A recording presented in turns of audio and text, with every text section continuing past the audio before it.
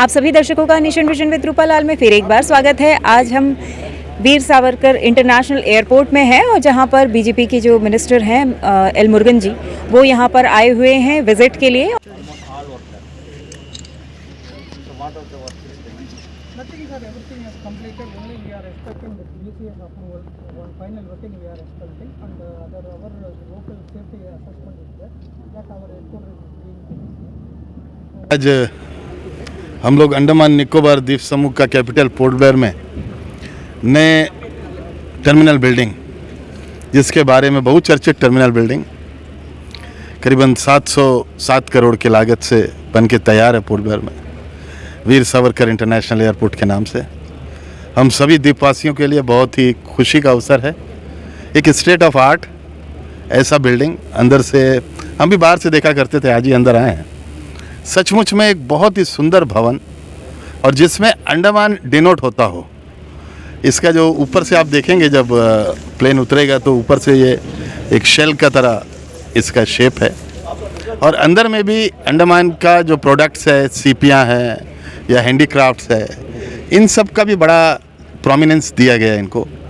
और हमारे जो निकोबार समुदाय है अंडमान का एक बड़ा इंटीग्रल पार्ट और हमारा हिस्सा है, उनके लिए भी एक पूरा दीवार में उनको भी चित्रित किया गया है। तो बहुत ही सुंदर इमारत है, बहुत ही सुंदर बिल्डिंग है। ये अंडमान का इकोनॉमी को मैनीफोल्ड्स बढ़ाएगा। अंडमान के बेरोज़गार युवकों के लिए एक बहुत बड़ा तोहफा मोदी जी की तरफ से है। हमारे टूरिज़्म इंडस्ट्री से जुड़े हुए लोग, ट्रैवल इंडस्ट्री से जुड़े हुए लोग जो गाड़ी चलाते हैं, ट्रैवल इंडस्ट्री में हैं, होटलायर्स, इन सब के लिए एक बहुत बड़ा खुशी का खबर। जैसे कि आप सबको मालूम है, रनवे का भी फाइनल कारपेटिंग ख़त्म होने वाला है, और उसके बाद जो लाइट्स वगैरह नाइट लैंडिंग के लिए आवश्यकता है वो सब भी लग जाएगी, और बहुत जल्द अंतर्राष्ट्रीय विमान भी अंडमान में उतरने लगेंगे। इसका सबसे बड़ा नए एयरपोर्ट टर्मिनल का ये खासियत है कि जहां हम पुराने टर्मिनल बिल्डिंग में दिन भर में 3000 साढ़े 3000 पैसेंजर्स को हमारा एयरपोर्ट कैटर कर पाता था, ये नया एयरपोर्ट टर्मिनल पर आवर में 12,000 पैसेंजर्स को कैटर कर पाएगा। यानी कि अगर 10 घंटा भी अगर एयरपोर्ट ऑपरेशनल रहा तो हर दिन करीबन 1,20,000 पैसेंजर्स जो है इस एयरपोर्ट में आएंगे और जाएंगे। ये हमारी इकोनॉमी को पूरे विश्व में जो टूरिज़्म मैप है उसमें लाके खड़ा करेगा। बहुत बड़ा एरिया में बना है, करीबन 14,000 स्क्वायर मीटर, यानी कि 1,40,000 स्क्वायर फीट। और जब आप लोग इसमें आएंगे तो आप लोग समझ पाएंगे, अब मैटर ऑफ प्राइड। और अंडमान के लिए एयरपोर्ट ऐसा होता है, जब लोग बाहर से आते हैं तो उसका पहला चीज़ यदि वो कुछ देखते हैं तो वो एयरपोर्ट देखते हैं, और उससे बाकी चीज़ों का अंदाज़ा लगाते हैं।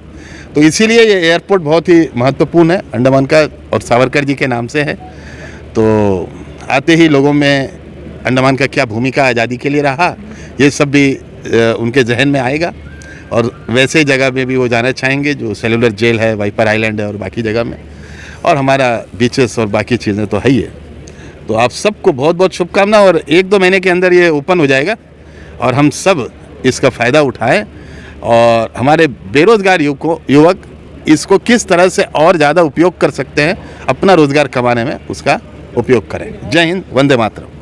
जिस तरह से आप सभी दर्शक देख पा रहे हैं, 95% तक यहाँ का काम पूरा हो चुका है, और बहुत ही जल्द 1-2 महीने के अंदर इसका इनॉग्रेशन की बात की गई है। विशाल जॉली जी ने भी जिस तरह से बताया कि ये बहुत बड़ा अचीवमेंट है अंडमान के लिए। इतने सालों बाद यहाँ पर जो हमारा पुराना टर्मिनल था और आज जो हम नए टर्मिनल में खड़े होकर के आप दर्शकों को ये व्यू दिखा रहे हैं, तो ये काफ़ी गर्व की बात है। और जिस तरह से मोदी जी का ये जो 9 ईयर्स का उनका जो भी अचीवमेंट्स रहा है, उनमें से अंडमान का ये एक प्रोजेक्ट सबसे श्रेष्ठ रहा है। और उम्मीद करते हैं कि जिस तरह से डेवलपमेंट में आज तक बीजेपी सरकार जिस तरह से आगे पद पर है, और उनके मैनिफेस्टो के अकॉर्डिंग उन्होंने अपने हर जितने भी वादे उन्होंने किए हैं ऑलमोस्ट पूरा किया है, और ये एक एग्जाम्पल है।